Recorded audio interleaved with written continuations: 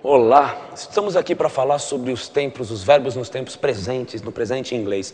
Toda vez que você for tratar com presente em inglês, você tem basicamente a mesma utilização, né, do português, ações repetidas que acontecem sempre, hábitos. Então você tem que pensar mais ou menos por aí na questão de como utilizar.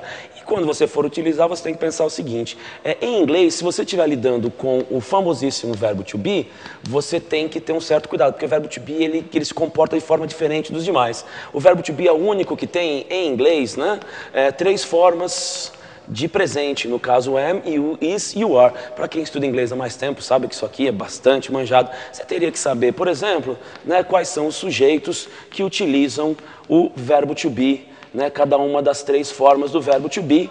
Você teria que saber que o am só o eu usa, o he, she, it vão usar a forma is, e o I, você, né, o you, o we e o they utilizam o are. Então você teria que pensar nesse aspecto do verbo to be.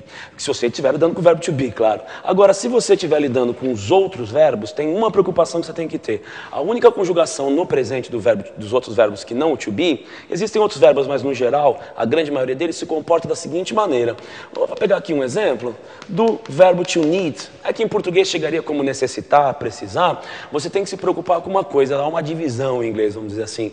Se você tiver com um desses sujeitos, ó, eu, você, vocês, né, nós e eles ou elas, I, you, we e they, você para conjugar, você precisa basicamente tirar a marca do infinitivo do to e marcar aqui, né? Você tira a marca do to e conjuga o verbo. I need, eu preciso, you need, você precisa e assim por diante. Agora, se você estiver lidando com o he, com o she, e com o it, qual é a preocupação?